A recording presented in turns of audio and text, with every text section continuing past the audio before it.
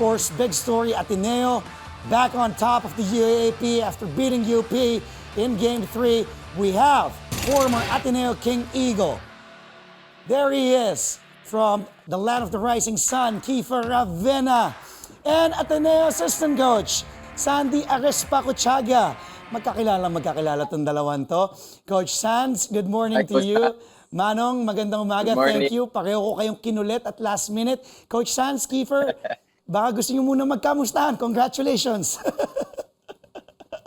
Coach Sands, kinulit ka ba? Coach, nakamute ka. My bad. Nakamute pa si Coach Sands. Coach, ano yung sinasabi mo? Hi, Keef. Coach Sands. Coach, ano yung sinasabi mo kay Kiefer? Ano na? Ano yung sinasabi mo kay Kiefer? Di, akala ko ako yung King Eagle sa introduction ni Andre eh. Nung pala si Kiefer kasama. Hey, Keef, good to see you. Pwede din, Good pwede to see din. you, Coach Sands. Coach, Manong, congratulations to the whole Ateneo community, of course, King Eagle yourself, Kiefer, and Coach Sands. Nakita ko, pabalik-balik ka, kanina tinawagan kita, hindi mo pa alam na ako yung tumawag, nananaginip ka pa yata o nahay ka. Pero let's talk about that epic series, another one for the books. Kakatapos lang ng NCAA season, another one for the books as well, champion ng Letran, three-peat. Pero to, Ateneo, back on top. Coach Sands, unahin ko na Manong si Coach Sands, congratulations. What do you want to say? Ayaw ko na tanungin, how does it feel? Malamang masaya. But of course, beating UP, nakabawi in the same year. Coach Sands, anong masasabi mo?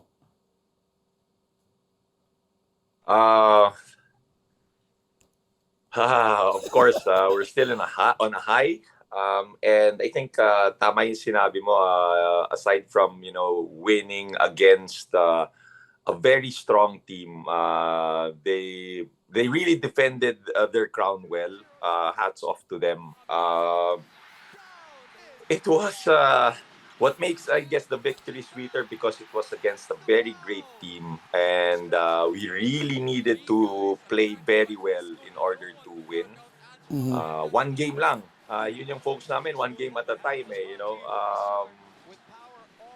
Parang if you look back at it parang we did it pero parang improbable, parang ganun eh, di ba? But that's why we're very happy for our players. Grabe tinanabaho nila, and we're very happy for the Ateneo community. And I think what you said is also important. Aside from beating us, a very strong team, very worthy defending champion. Minsan kasi 'di ba yung pag alam ni Kiefer to eh, 'di ba? Pag galing kang talo, parang gusto mo next day game na. 'Di ba? Parang makabawi ka na kaagad eh. 'Di ba? And I think that's part of it. Within a year nakalaro na at saka nakabawi na eh. So in that sense, there's also that sort of fulfillment. It's so weird UAP kasi, di ba, because of the pandemic. So we had two seasons in 1 year. Exactly. So medyo may konting gratification also with that. So, we're very happy for our players. Even for our former players na nag-graduate last year without a championship, we really dedicated this one to them also. Well, sabi nga din ng ating kaibigan, Manong, si Pong Ducanes Ateneo has yet to win a men's basketball championship in the Final Four era after losing Game 1 in the finals first time yung kagabi. Manong, ikaw, nasa Japan ka, you were watching, and grabe tong series na to, and of course, you have close friends on either side. I also remember you challenging your teammates sa Gilas na si Carl Tamayo, and he really tried to carry UP as well in this one. But of course, I'm sure you're so happy na bumalik na nga ang corona dito sa Ateneo. Your thoughts first on Game 3 last night and this whole series between this rivalry Ateneo, UP, and how this whole season has turned out in the UAAP, Manong?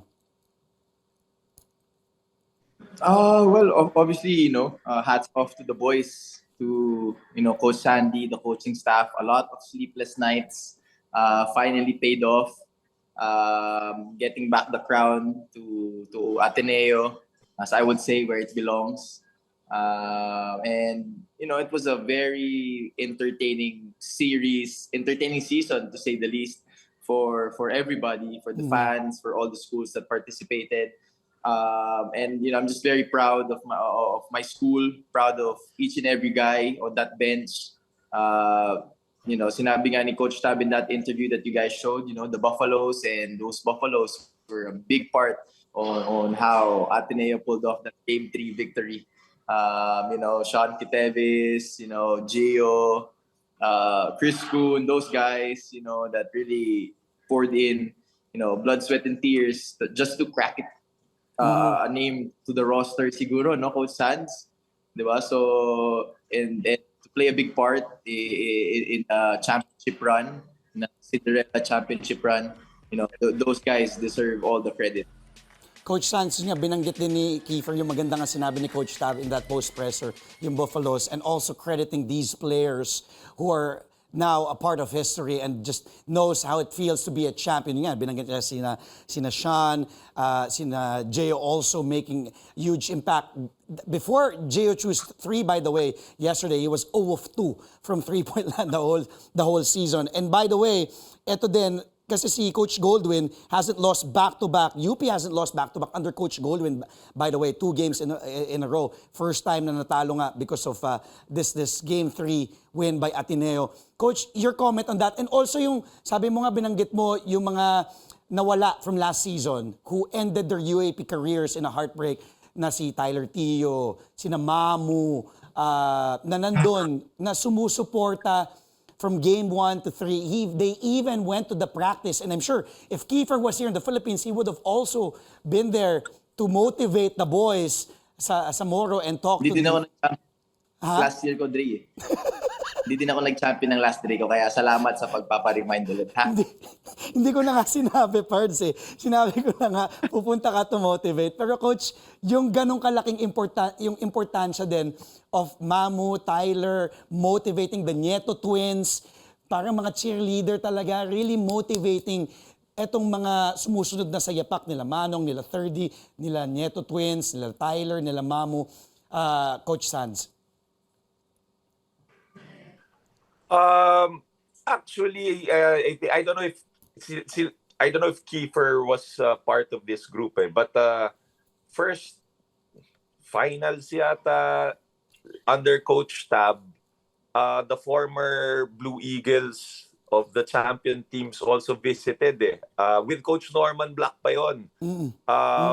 So I think ewan ko, di naman siguro tradition, but the passing on the legacy to the succeeding teams, medyo, parang that's something that I don't know if it's natural or hindi naman scripted, pero I think it's natural among these players, like Kiefer before, sila Nico Salvatec, etc., Justin Chua, all those guys, they did it before. So parang siguro that left an imprint kila Mike Nieto. That's why they visited the practice the other day. And it's a brotherhood na talagang goes through each team na it's there. Parang hindi lang put into words, parang automatic So we really like to thank them, and it's a legacy they leave. But also we told our current players that it's a legacy that you have to protect, and it's a legacy that you have to pass on also to the other teams. And that was very important for us, yung culture ng team, yung players bond through each team through generations. So I think that's very important. And yung Buffaloes namin, for us kasi lalo na yung Buffaloes, it's not the players who play. Hindi nakikita ng tao the impact that our couple of our players give for each practice. They give 100% in each practice, knowing that they may not even play at all. Sila Jacob Lau, Inan Fornillos, Kyle Ong, si Sean was part of it a bit sa start. Ian Espinosa, JC Fetalvero, Joseph Obasa, Andrew Bongo, sila Albert. Talagang people don't know their contributions yet.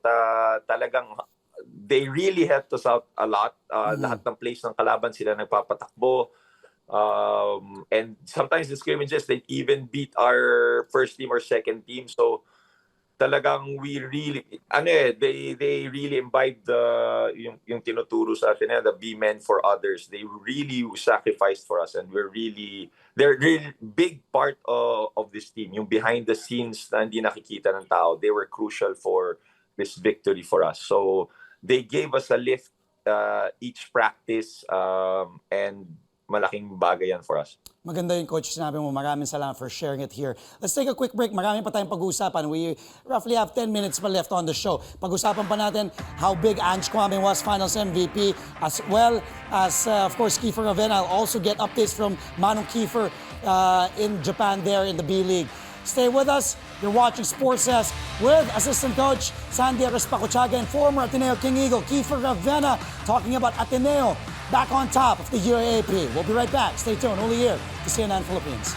Top story, the Ateneo Blue Eagles back on top in UAAP Season 85 after defeating the UP Fighting Maroons in 3 games to bring the championship back to Ateneo. And we're having our all-out post-game analysis with Ateneo, former Ateneo King Eagle. There he is, Manong Kiefer Ravena, who's in Japan right now. And also, of course, a 2-time UAAP champion himself. And assistant coach, there he is, Sandy Arespacochaga. Coach Sands, Manong, pinag-uusapan, kanina tatawanan tayo during the break. Pero pag-usapan natin, how about Ange Kwame? I did mention he is the Finals MVP. His averages in 3 games, 17.7 points in the Finals, 50% from the field, 11 boards, 3 blocks. How huge was Ange and his development, Coach Sands? You've seen him come in. Ito yung numbers niya in Game 3, 19 and 12 as an assist, 4 blocks, 30 minutes. And of course, Ange has been through a lot as well. He has been challenged. He was the MVP last season. Malik Diouf won it. I asked him, sabi niya, ginamit niya as motivation. Talk to me about Ange Kwame, Coach Sands, and how he delivered. And just didn't complain, but just delivered and showed up and willed Ateneo back to the title.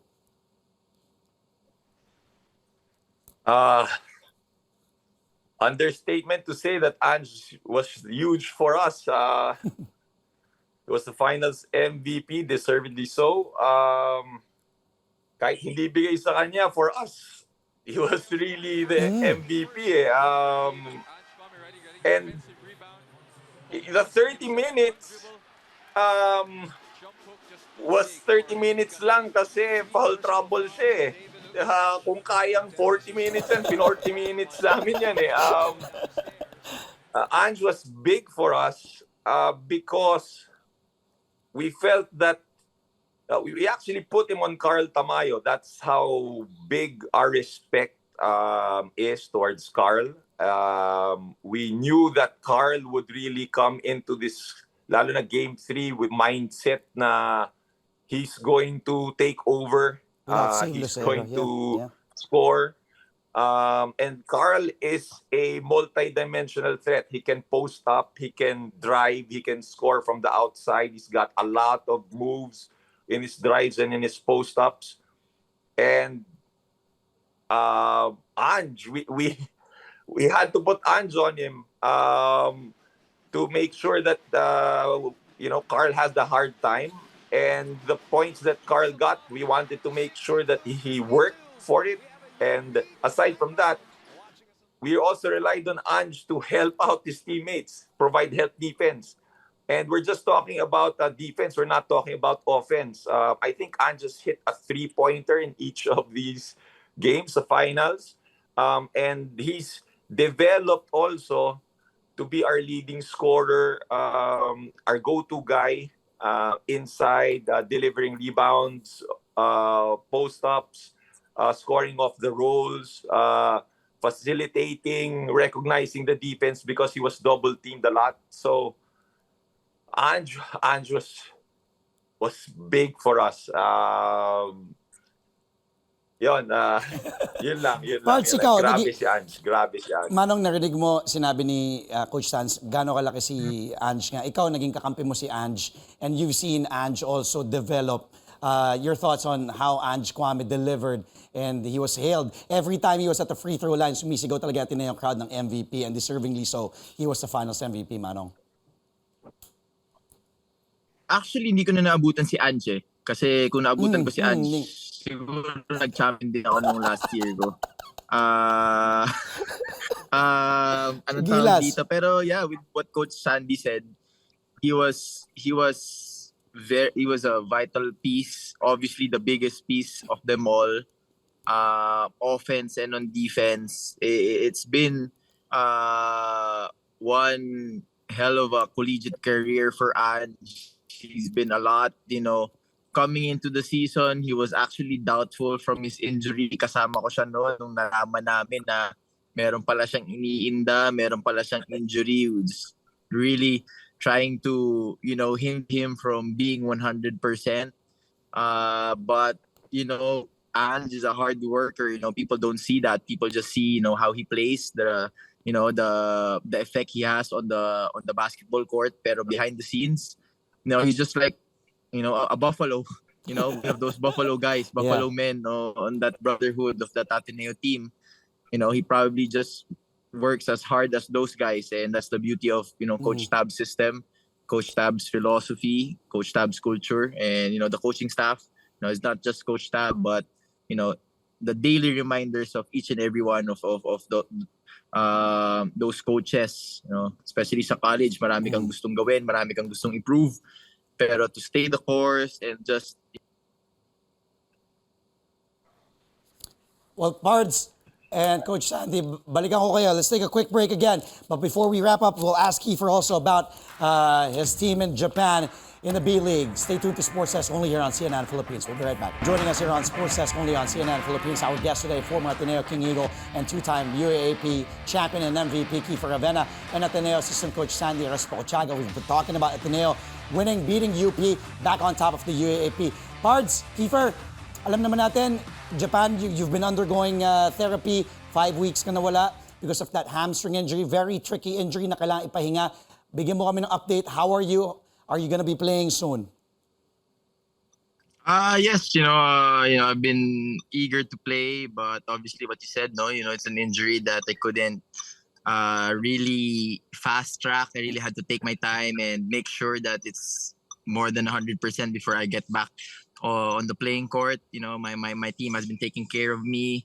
I flew in, one of our strength and conditioning coaches here to help me out as well, physically and mentally. And hopefully, I can carry out the rest of the season being injury-free. And, I thank all the Shiga Lakes boosters and supporters that, keep on watching our games and keep on supporting us this season. Coach Sanz, 40 plus games pa daw left. Pagbalik ni Kiefer Ravena, puro panalo na, di ba? Coach Sanz? Yeah, oo. I'm sure. Yeah, I'm sure. 40-0 na, di ba? Na nila si Kiefer.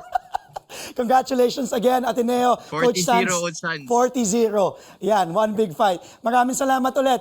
Thank you sa pangungulit. Tinanggap niyo yung pangungulit ko. Thank you, Coach Sandy Arespacochaga, assistant coach of the Ateneo Blue Eagles. Congratulations thank again. you. Coach Manong Sanz, Kiefer, ingat. congratulations again. Thank you, Manong. Usap tayo, Pards. Thank you. That was Thank you, Kiefer everyone. Ravena and Thank you, assistant everyone. coach Yes, sir. of Bye-bye, Ateneo, guys. Sandy Arespacochaga. We've reached the